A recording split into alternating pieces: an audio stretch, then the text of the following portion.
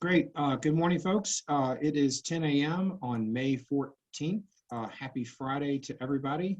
This is the Colorado Oil and Gas Conservation Commission, and we are in our bi-weekly work session in which we gather, the commissioners gather amongst themselves with staff, and we don't necessarily have agenda issues here. We do not take public comment. Instead, it's a open forum for commissioners to gather amongst themselves and have discussion about topics of interest to Colorado Oil and Gas Conservation Commission. With that, I think we were going to allow staff to provide us some perspective, a little PowerPoint with regard to variances. And so I would look to Director Murphy or Hearings Manager Larson if I am correct in my presumption on that front, and as to who might want to take lead on that front. So thank you, Jeff. Yes, I will be providing a brief summary of Rule 502, and I'll start sharing my screen. I have a PowerPoint that we can walk through that I think will help illustrate where we are with implementation of 502. And happy to take questions that you may have either during the course of the presentation or afterwards. So I'll begin. So as you may recall, prior to the mission change rulemaking, the process for requesting a variance was not as formal as what we now have. Prior to the implementation of the mission change rules in January, variances could be made directly to the director, and the director would be able to consider those variances and provide a variance, grant that variance to an applicant. The rule required that all variances that were granted by the director be reported to the commission at its next or at its monthly commission hearing. So with the mission change rules, there was a substantial overhaul of that process. And here on this slide, we have illustrated the text from Rule 502. No need for me to read that to you, but just a few things to point out. First, in Rule 502A, all variances must be filed with the commission. So now we require any variance request to come in as a hearing application. We still make allowance within our rules for a director recommended variance. So there's the recognition that there are likely two types of variances that may come into the commission. A variance seeking relief from a ministerial act. We can think of that as sort of a paperwork type of variance request, relief from potentially filing a required report timely, if that would be a ministerial variance, or a variance that dealt with or implicated public health, safety, welfare, and the environment. If it is a ministerial variance, the Rule 502 recognizes that is something that could go through a hearing officer process. The director and staff would review that request, would recommend that it be adopted or granted. The hearing officer would prepare a recommended order and provide that to the commission for review and vote on its consent agenda. If, in fact, the variance request is for a matter that implicates public health, safety, welfare, or the environment, that variance request would actually have to be presented to the commission in open session and handled in that manner.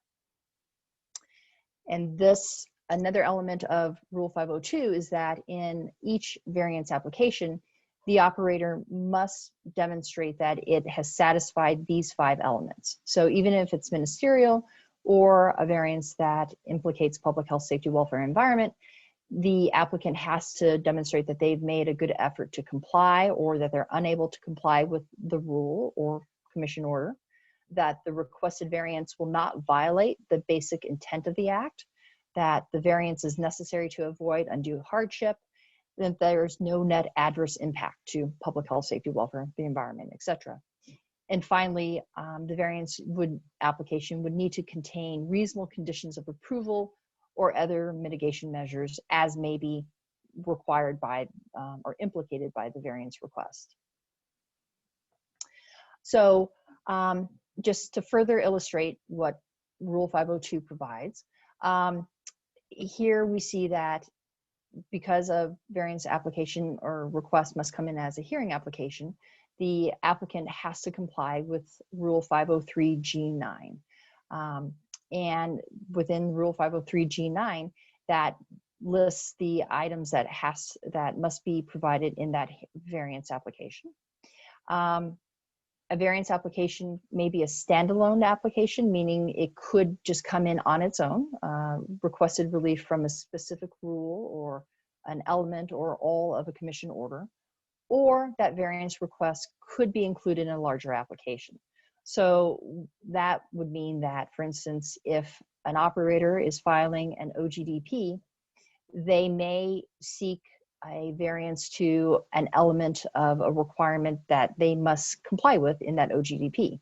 So here we see that Rule 411A 2 big AI deals with internal buffer zones of a surface water supply area. The operator may seek in the course of their OGDP relief or some modification to application of that rule to their OGDP. And if so, they would include that request in their larger OGDP plan. When providing an application for a variance, it's the duty of the applicant, as with all hearing applications, to serve notice on interested parties. So here for a variance application, notice of that application would need to be served on the director and the relevant local government, and any other party or entity that the secretary would deem necessary to have notice of that application. So the secretary of the commission, and that is one of my roles, in reviewing a variance application may determine that there is a surface owner or perhaps another entity that would need notice of that application. We would then notify the applicant of that and require that they provide notice of that variance application to that additional party. So again, only the commission can approve a variance application. And just to reiterate, there are two types of variance applications: the director recommended and public health, safety, welfare, and the environment applications. Again, if it's a ministerial matter, that would be something that the director could recommend the variance application be granted. And that would go through a process that would run through the hearing officer and would result in a recommended order that would be presented to you for consideration on your consent agenda. And again, if it's a ministerial variance, that applicant would still have to comply with Rule 503C, which are those 5 elements that we discussed earlier in the presentation. And for public health, safety, welfare, and environment variance applications, again, it has to come in as a variance application to the hearings unit. It must be presented to the commission and would have to meet all 5 elements of Rule 503C, just as a ministerial request would as well. So where are we currently? Since the implementation of the mission change rules on January 15th, we've received 15 variance applications. And we're working through those with staff, and we'll be getting them ready when they are ready for commission review and approval, if that is staff's recommendation, depending upon the variance. And just so you're aware, any variance request that was made prior to January 15th, those variances must be resubmitted as a hearing application. So staff is certainly available to discuss this further, but there were a number of variances that were pending as of January 15th. Those variances will need to be resubmitted and come back into the commission as a hearing application. So that's all I have. I'm happy to take any questions that you may have.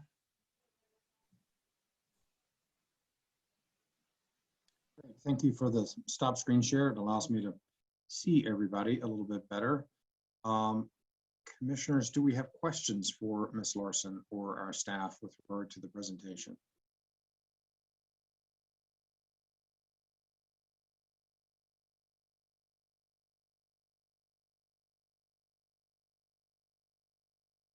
Wow, you were really well spoken this morning, Hearings Manager Larson. I'm seeing no questions. It looks like we are all fully aware of the variance issue. And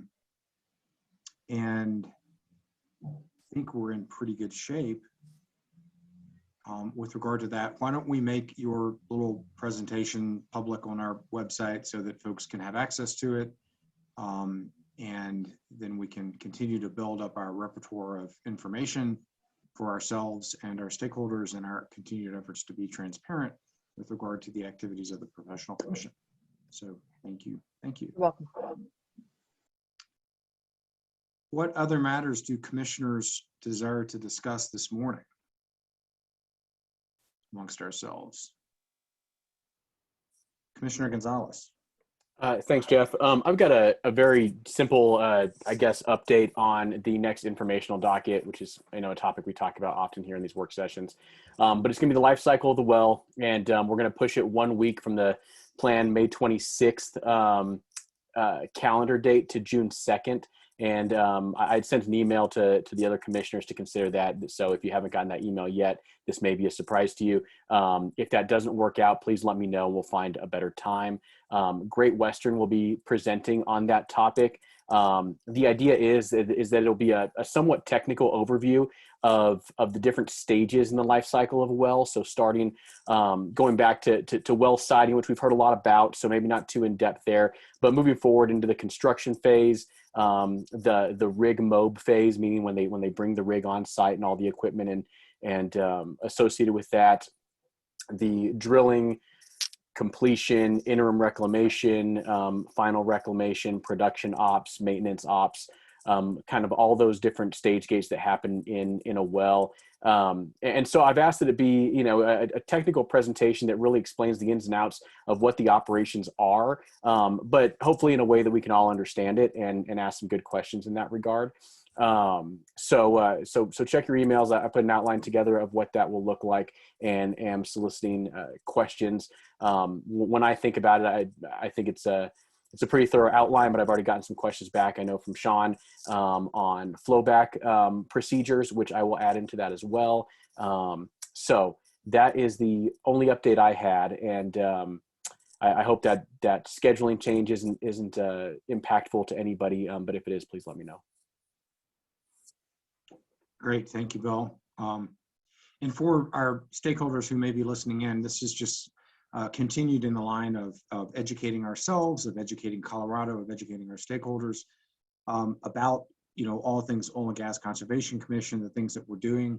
I think it's in line with us, number one, trying to get better perspective as we get into the decision-making realm of what we're doing. But I think it's also very helpful to sort of establish the transparency that we're trying to create here at the Colorado Oil and Gas Conservation Commission and the work that we're doing. So for example, is the great work that we received from staff and operators on Wednesday and with regard to the Geology 101. I thought that was very informative from everyone that was involved. So on that note, Jeff, let me throw something else out there is that, I've offered this in the past that if any stakeholders have questions on the specific technical topic that we are presenting on with these informational dockets, please send them my way or to whomever is orchestrating the particular info docket, and that's me this time on the life cycle of the well. So if we have anyone listening who is interested in learning about a particular aspect about an oil and gas operation, send it my way, and if we can, we're going to try and answer those questions and try and make sure that we bring that to the daylight as needed and as appropriate. And hopefully that continues to bridge gaps in knowledge that we may have as commissioners, that the public may have in terms of their engagement with oil and gas in Colorado, and just make sure that it's beneficial to everybody. So I want to throw that out there as well. excellent. Jeff. Commissioner Najapa, yes. Thank you. Yeah, I just had a more of a general question, I guess, for all of us is I've had more than one stakeholder ask about these informational dockets, about sort of the list of them that we might have, going forward. And I know we haven't really, as a group, discussed kind of the next ones beyond what Bill's got planned. And I think, I believe Karen's got one planned as well, but we are, is there any reason that we can't kind of publicize the list, or do we need to look back through it one more time amongst us and maybe re-rank what's left and kind of think about that kind of thing? And you know, one thing I was just thinking is we, as we're thinking about some of these topics, some of the ones obviously that we had up front were ones that were more, you know, pressing or discussions that we were having. But we, there's some of the other ones where it may be relevant to sort of ask more generally for folks out there or some of our other stakeholders to provide suggestions for people that could come and present to us on some of the topics. So, yeah, so I just wanted to see if there was any concern about making that list public, or if we wanted to kind of take another pass through it before we do that. Yeah, from my perspective, I too had heard from stakeholders that were interested in understanding the direction that we were taking with regard to informational dockets and perhaps contributing to that. And so from my perspective, yeah, I would say let's take another pass through the list. Let's post it. You know, it's fine with me. And if folks see it and think that they have information that could be relevant and we agree, then perhaps we could have some additional participation by our stakeholders.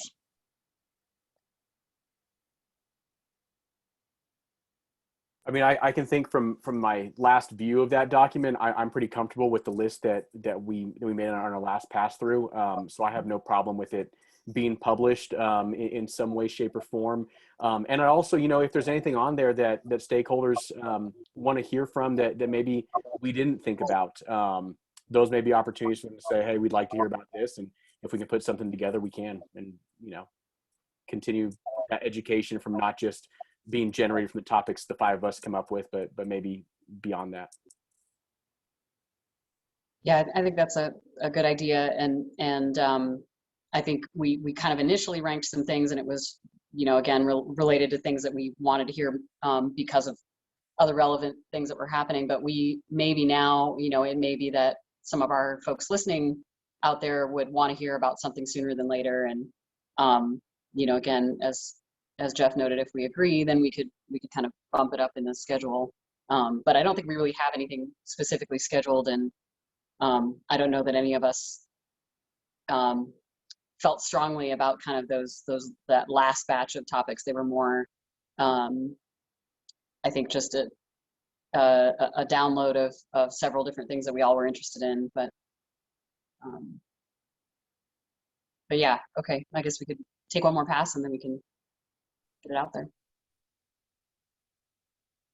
I asked the group if anybody has anything they're passionate about that was added to that list at some point. You know, I think I've got the life cycle of a well. I think, Karen, you might have community engagement as the next one. And then beyond that, I don't know what we have as scheduled. So if anybody's passionate about any of those topics and wants to throw the name in the hat for the third in line, I guess the in the hole slot, let's, you know, I'd entertain that.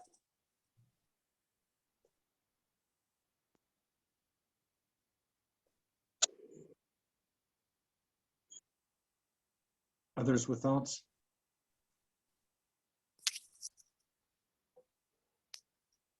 Then I think we should move in that direction. So thanks for bringing that up. John. Yeah, sorry, I was just looking at the list to remind myself, and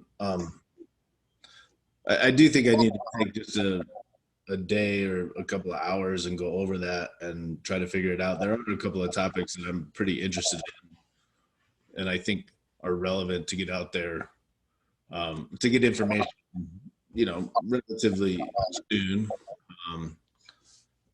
You know, stuff around water, stuff around wildlife, stuff around compensatory mitigation, and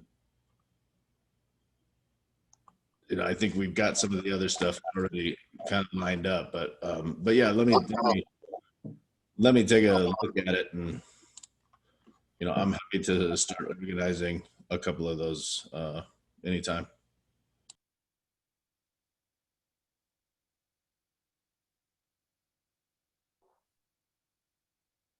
Others with thoughts on this topic?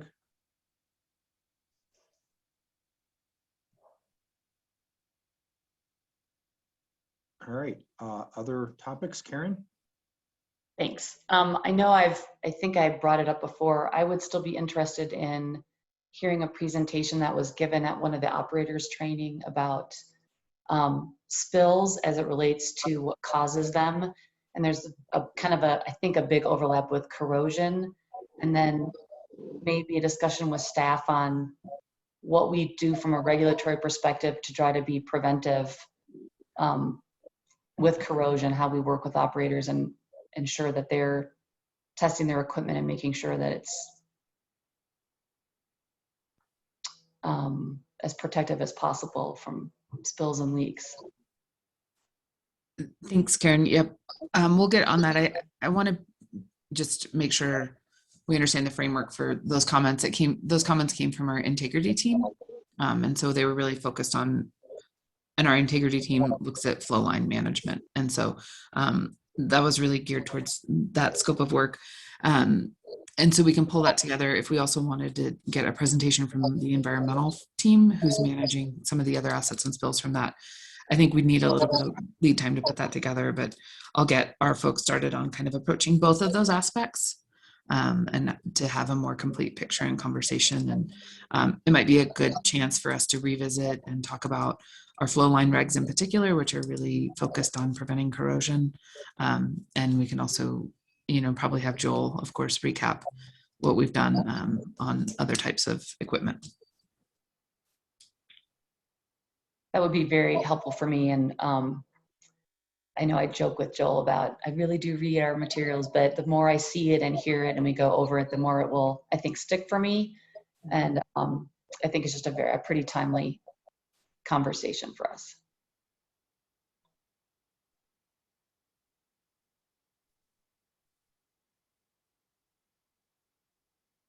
Great. No need to raise your hand. This is an informal work session. Pipe up. Who wants to talk?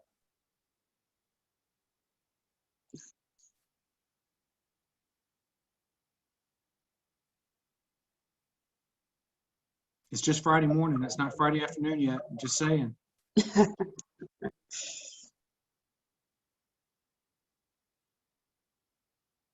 All right. We also don't have to continue if we've exhausted the topics amongst ourselves. We can move on with the rest of our day. I don't have anything further. Wish everybody a good weekend. Sorry, can I ask one more thing? Go for it. Really not trying to prolong us. Based on some feedback from testimony earlier in the week and continual air monitoring, I think that Director Murphy told me that we might be receiving our own, I'm not going to call them camels because they might not be camels. And might it be a good idea for us to discuss when those might arrive and how we as a commission or staff are would like to see them used?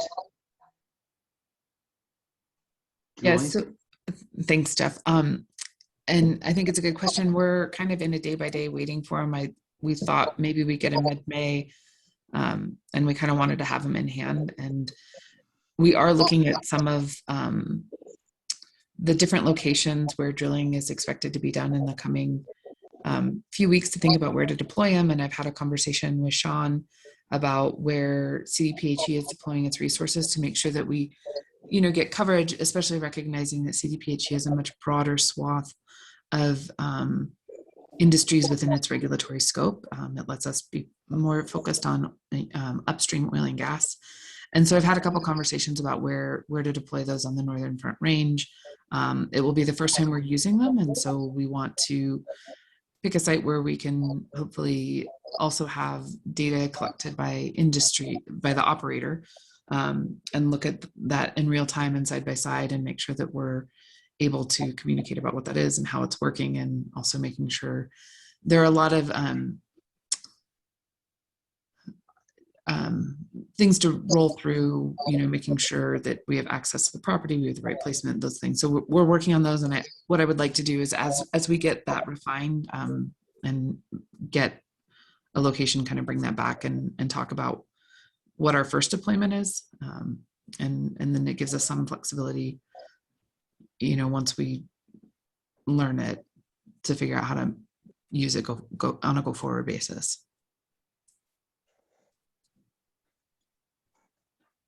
That sounds good. I think that what you're hearing is that, keep us informed and let us provide input relative to the correct usage of these new tools that we have in our arsenal. And I wonder if that conversation or presentation, or however you want it to look, Julie, could happen at one of our regular commission meetings where we have a broader audience and they can kind of see that, we are trying to tackle things from our perspective too, with air quality and public health.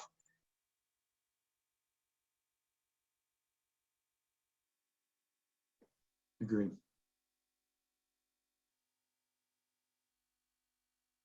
And I guess I just wanted to follow up on that. I would recommend, there are plenty of oil and gas locations to consider sending monitoring equipment to.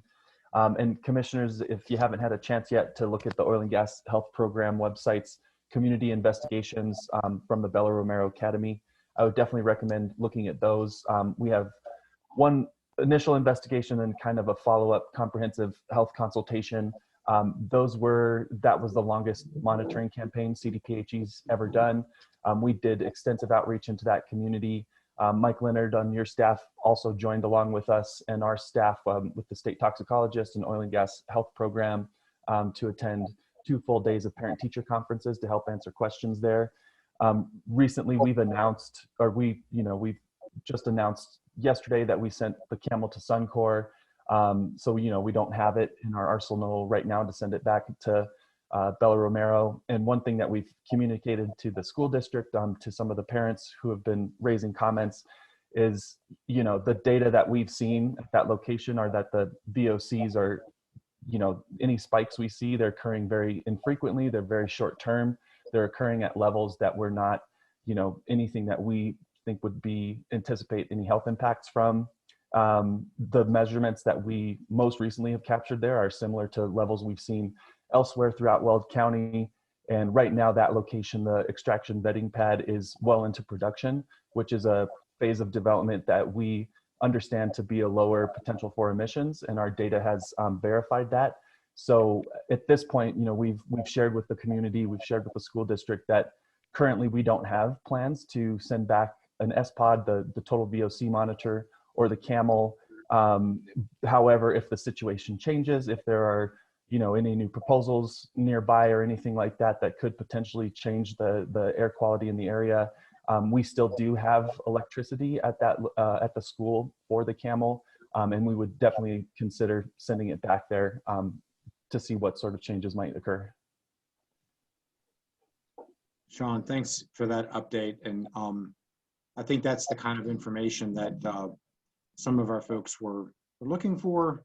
And unfortunately, when we have the public comment sort of piece, we're not prepped to be able to do all that. And obviously between Wednesday and today, you've been able to gather all that good information to show the responsiveness of your agency and this agency with regard to the work that's done there. So we really appreciate that. Might have an ability for you to make that statement ahead of public comment next week, because right now we only have 15 or so folks listening in, and it's not the same subset of folks that are coming in on our Wednesday meetings.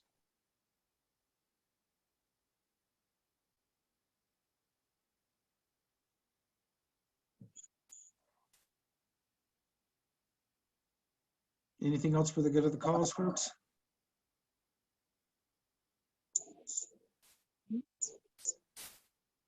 All right, I'm going to give you a Friday morning back. Enjoy the rest of the day, and we will see you next week. Bye.